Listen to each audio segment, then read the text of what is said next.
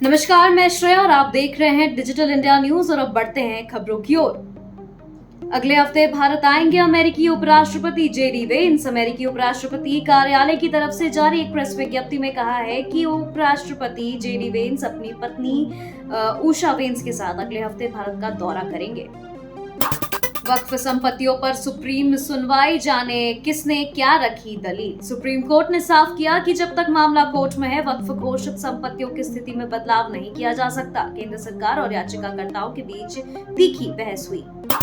केंद्रीय पर्यटन मंत्री गजेंद्र सिंह शेखावत बोले, टिकाऊ पर्यटन के लिए बनानी होंगी सफलता की कहानियां। इस कार्यक्रम को संबोधित करते हुए केंद्रीय पर्यटन मंत्री ने गजेंद्र सिंह शेखावत ने कहा, हमें ऐसे और भी प्लेटफॉर्म शुरू करने की आवश्यकता है जो पर्यटन क्षेत्र के सभी पक्षों को एक साथ लाकर सतत विकास पर सार्थक संवाद की दिशा में काम करे। महुआ मोइत्रा विवाद पर बोले केंद्रीय मंत्री किरेन रिजिजू ने बुधवार को टीएमसी सांसद महुआ मोइत्रा से जुड़ी एक पुरानी घटना का भी जिक्र किया। रिजिजू ने कहा कि राजनीति में युवा जोश और स्थिरता जरूरी है, लेकिन धैर्य और अनुभव भी उतना ही जरूरी होता है। शुभेंदु अधिकारी ने सीएम ममता पर भी लगाई कई आरोप। पश्चिम बंगाल में नेता प्रतिपक्ष शुभेंदु अधिकारी ने राज्य में सत्ताधारी दल नेताओं पर आरोप लगाते हुए कहा कि मुर्शिदाबाद में दंगों के पीछे टीएमसी नेताओं का हाथ है। शुभेंदु अधिकारी ने टीएमसी नेताओं पर हिंसा भड़काने और वोट बैंक की राजनीति करने का आरोप लगाया। नेशनल हेराल्ड पर गरमाई सियासत। नेशनल हेराल्ड मामले में आरोप पत्र दाखिल करने के मामले में पार्टी अध्यक्ष मल्लिकार्जुन खड़गे ने प्रतिक्रिया दी। उन्होंने कहा कि यह मामला बेबुनियाद है और केवल राजनीतिक बदले की भावना से उठाया गया। नेशनल हेराल्ड मामले में सिद्धरमैया ने राहुल सोनिया का किया बचाव। नेशनल हेराल्ड मामले में ईडी ने कांग्रेस नेता राहुल गांधी और सोनिया गांधी के खिलाफ चार्जशीट दाखिल की है। इसको लेकर कांग्रेस नेता लगातार प्रदर्शन कर अपना विरोध दिखा रहे हैं। सीएम विजयन की बेटी को राहत। केरल हाईकोर्ट ने धोखाधड़ी और वित्तीय लेन देन मामले में सीएम पिनराई विजयन की बेटी को बड़ी राहत दी है। हाईकोर्ट ने सत्र अदालत को आदेश दिया कि वह गंभीर धोखाधड़ी जांच कार्यालय मामले में 2 महीने तक यथास्थिति बनाए रखे। मुर्शिदाबाद में हिंसा के दौरान महिलाओं के उत्पीड़न की जांच करेगा महिला आयोग। आयोग की जांच समिति ऐसे सुझाव देगी जिससे भविष्य में इस तरह की घटनाएं न होने पाए। जांच समिति हितधारकों के साथ बात करेगी और हिंसा प्रभावित इलाकों का दौरा कर पीड़ितों से भी चर्चा करेगी। दीवानी विवाद में आपराधिक मुकदमा दर्ज करने पर नाराज मुख्य न्यायाधीश संजीव खन्ना और न्यायमूर्ति संजय कुमार की पीठ ने कहा कि दीवानी विवादों में आपराधिक मामला दर्ज करना अस्वीकार्य है। पीठ ने कहा कि उत्तर प्रदेश पुलिस 50,000 रुपए जुर्माना अदा करे। एनडीए में शामिल होने की अटकलों पर मुकेश सहनी ने लगाया विराम। एनडीए में शामिल होने की अटकलों पर मुकेश सहनी ने विराम लगा दिया है। उन्होंने कहा कि बिहार में तेजस्वी यादव के नेतृत्व में अगली सरकार बनेगी। मुकेश सहनी ने कहा कि बीजेपी की नया पार नहीं लगने वाली है। स्कूल में तंबाकू खाते पकड़े गए हेडमास्टर एसएसएलसी के नाम पर मांग रहे थे पैसे। भागलपुर के एक सरकारी स्कूल ने प्रधानाध्यापक तंबाकू सेवन करते पकड़े गए हैं। उन पर स्कूल लिविंग सर्टिफिकेट के लिए पैसे वसूलने और अन्य अनियमितताओं का भी आरोप लगा है। ओवैसी की पार्टी के एमएलए ने क्यों चेताया। एआईएम के बिहार अध्यक्ष अख्तरुल इमान ने वक्फ कानून के विरोध में मुस्लिम समुदाय को गोल बंद करने के लिए बयान दिया है। मंगलवार को उन्होंने कहा कि मुसलमानों, तुम्हारी दाढ़ी और टोपी नोची जा रही, तुम्हारे बहन बेटियों की इज्जत लूटी जा रही। सम्राट जायसवाल समेत बीजेपी के बड़े नेता नीतीश के घर पहुंचे। बिहार विधानसभा चुनाव 2025 के पहले राजनीतिक पारा गरमाया हुआ है। बीजेपी के बड़े नेता जनता दल यूनाइटेड के अध्यक्ष और मुख्यमंत्री नीतीश कुमार से मिलने बुधवार को उनके आवास पहुंचे। बिहार में मानसून कमजोर रहने के आसार। 4 राज्यों में हो सकती है कम बारिश। मौसम विभाग ने 2025 में दक्षिण पश्चिम मानसून अच्छा रहने की संभावनाएं जताई। हालांकि कुछ इलाके ऐसे भी हैं जहां मानसून कमजोर हो सकता है। इनमें बिहार के कुछ हिस्से शामिल हैं।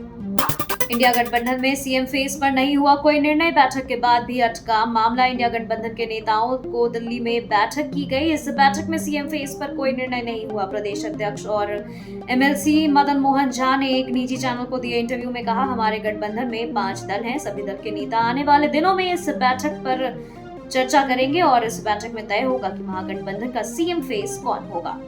मुजफ्फरपुर के लिए हैदराबाद से आएगा 10,000 से ज्यादा स्पेशल ईवीएम। बीयू पर वीवीपैट। मुजफ्फरपुर जिले में विधानसभा चुनाव में नए ईवीएम M3 का इस्तेमाल होने जा रहा है। चुनाव आयोग ने इसके लिए 10,400 नए ईवीएम आवंटित किए हैं। मेरे मन में अनेक भावनाएं उमड़ रही, यह कोई साधारण पद नहीं। जेएमएम अध्यक्ष बनाए जाने पर हेमंत सोरेन ने एक्स पर एक पोस्ट में कहा कि आज जब मैं झारखंड मुक्ति मोर्चा के अध्यक्ष पद का दायित्व संभाल रहा तो मेरे मन में अनेक भावनाएं उमड़ रही। यह कोई साधारण पद नहीं बल्कि झारखंड की जनता के सपनों, संघर्षों और आकांक्षाओं की प्रतिनिधित्व है। परिवार कल्याण पर सिमटा जेएमएम का अधिवेशन, हेमंत सोरेन का अध्यक्ष बनाने पर बीजेपी का रिएक्शन। भाजपा के प्रदेश प्रवक्ता प्रतुल शाहदेव ने झामुमो के महाधिवेशन पर कहा है कि इसमें झारखंड कल्याण को छोड़ सिर्फ परिवार कल्याण पर अमल किया गया। भाजपा लंबे समय से यह कर रही थी। झामुमो का अगला अध्यक्ष भी सोरेन परिवार से ही होगा और हुआ भी वही। रांची में ईडी कार्यालय के बाहर कांग्रेस का विरोध प्रदर्शन। कांग्रेस नेता रांची स्थित ईडी कार्यालय के बाहर विरोध प्रदर्शन कर नेशनल हेराल्ड केस में सोनिया गांधी और राहुल गांधी पर दर्ज हुए मामले के विरोध में इस विरोध प्रदर्शन की घोषणा की गई। कांग्रेस के पूर्व प्रदेश अध्यक्ष राजेश ठाकुर ने भाजपा पर ईडी का दुरुपयोग करने का आरोप लगाया।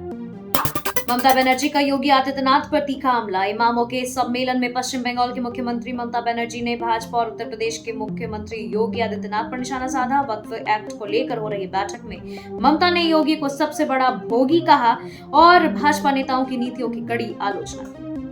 फारूक अब्दुल्ला ने आर्टिकल 370 हटाने का दबे स्वर में किया था समर्थन। पूर्व रॉ प्रमुख एस दुलुत की किताब the chief minister and the spy में दावा किया गया कि नेशनल कॉन्फ्रेंस प्रमुख फारूक अब्दुल्ला अनुच्छेद 370 हटाने का दबे स्वर में समर्थन कर रहे थे। ममता बनर्जी का मोदी सरकार पर हमला, गृह मंत्री पर नजर रखने की दी सलाह। मुर्शिदाबाद हिंसा को लेकर पश्चिम बंगाल की मुख्यमंत्री ममता बनर्जी ने केंद्र सरकार और गृह मंत्री अमित शाह पर तीखा हमला बोला। उन्होंने पीएम मोदी से अपील की कि वे किसी भी अमानवीय कानून को लागू न होने दें और अपने गृह मंत्री पर नजर रखें।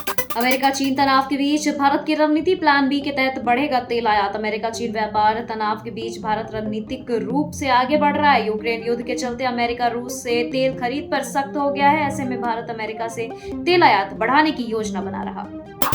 जस्टिस बीआर गवाई होंगे अगले मुख्य न्यायाधीश। भारत के अगले मुख्य न्यायाधीश के लिए न्यायमूर्ति भूषण आर गवाई के नाम की सिफारिश की गई है। जस्टिस गवाई वरिष्ठता के क्रम में सबसे आगे हैं, जिसके चलते उनके नाम की सिफारिश की गई है। वक्फ कानून पर सुप्रीम कोर्ट में फिर सुनवाई, केंद्र से सवाल। सुप्रीम कोर्ट ने वक्फ कानून के विरोध में दाखिल याचिकाओं की सुनवाई टाल दी और कल दोपहर 2 बजे फिर सुनवाई होगी। कोर्ट ने केंद्र से सवाल किया कि बिना बिक्री लेख में मस्जिदों का रजिस्ट्रेशन कैसे होगा। बिहार मौसम विभाग ने जारी किया येलो अलर्ट। अप्रैल 19 तक मौसम में बदलाव की संभावना। मौसम विज्ञान से बक्सर, भोजपुर, रोहतास, कैमूर, औरंगाबाद और अरवल आदि शहरों में येलो अलर्ट जारी किया गया है। 48 घंटे के अंदर जिले के 1-2 स्थानों में तेज गति से हवा चलने एवं मेघ गर्जन के साथ वज्रपात की स्थिति बन सकती है। ईडी दफ्तर बदल गया। इंदौर में कांग्रेस नेताओं की फसीहत। नेशनल हेराल्ड केस में ईडी की चार्जशीट पर कांग्रेस का देश भर में प्रदर्शन कर रही है। बता दें कि इंदौर में इस मामले में कांग्रेस नेता ईडी के पुराने दफ्तर पहुंच गए, जहां ऑफिस शिफ्ट कर दिया गया है। इसके बाद प्रदर्शन का स्थान बदल गया। कपिल सिब्बल का आरोप, हिंदू को वक्फ बोर्ड में शामिल करना अधिकारों का उल्लंघन। वक्फ कानून पर सुप्रीम कोर्ट में सुनवाई के दौरान कपिल सिब्बल ने कहा कि हिंदू अब वक्फ बोर्ड का हिस्सा बनेंगे, जो अधिकारों का उल्लंघन है। सीजीआई ने इस पर पूछा कि क्या वह मुसलमानों को हिंदू धार्मिक ट्रस्टों में शामिल होने की अनुमति देगा। औरंगजेब की कब्र का मामला यूएन तक पहुंचा। औरंगजेब की कब्र हटाने की मांग पर याकूब तूसी ने यूएन अध्यक्ष को पत्र लिखकर दखल देने और कब्र की सुरक्षा सुनिश्चित करने की अपील की। तूसी ने खुद को मुगल वंशज बताया।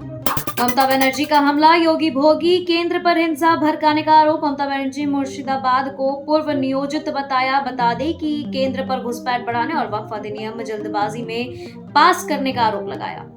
ईडी की चार्जशीट के खिलाफ कांग्रेस का प्रदर्शन। नेशनल हेराल्ड केस में ईडी की चार्जशीट के विरोध में कांग्रेस कार्यकर्ताओं ने दिल्ली समेत देश भर में प्रदर्शन किया। पार्टी ने केंद्र पर ईडी के दुरुपयोग का आरोप लगाया। कई कार्यकर्ता हिरासत में लिए गए। बाबा बागेश्वर की दिल्ली से वृंदावन तक पद यात्रा। बाबा बागेश्वर ने मुर्शिदाबाद हिंसा को प्रायोजित बताया और हिंदुओं को जागरूक करने के लिए दिल्ली से वृंदावन तक पद यात्रा की घोषणा की।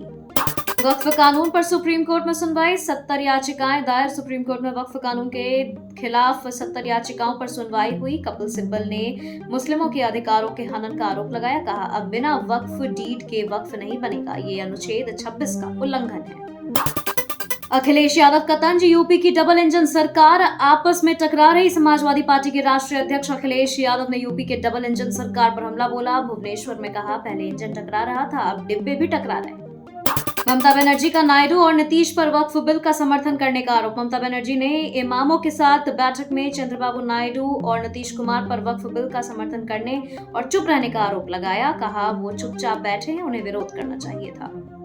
वध 2 की शूटिंग पूरी, संजय मिश्रा और नीना गुप्ता को जोड़ी लौटेगी। 2022 की थ्रिलर फिल्म वध की अगली कड़ी यानी वध 2 की शूटिंग पूरी हो गई है। फिल्म में संजय मिश्रा और नीना गुप्ता की जोड़ी वापस लौट रही है। यह स्पिरिचुअल सीक्वल है जिसमें नई रहस्यमयी ट्विस्ट्स और इमोशनल उलझने होंगे। सुहाली खान ने सैफ अली खान पर हमले को लेकर दी प्रतिक्रिया। सुहाली खान ने एनडीटीवी को दिए इंटरव्यू में सैफ अली खान पर हुए जानलेवा हमले को दुर्भाग्यपूर्ण बताते हुए कहा कि हमले का परिणाम गंभीर हो सकता था, लेकिन भगवान का शुक्र है कि सैफ जल्द ठीक हो गए। सनी देओल की फिल्म जाट की कमाई बजट से आधा भी नहीं निकाल पाए। सनी देओल की फिल्म जाट ने 6 दिनों में 53.5 करोड़ रुपए कमाए, जो इसके 120 करोड़ रुपए के बजट के मुकाबले कम है। केसरी चैप्टर 2 के आने से फिल्म की कमाई में और गिरावट आने का अनुमान है।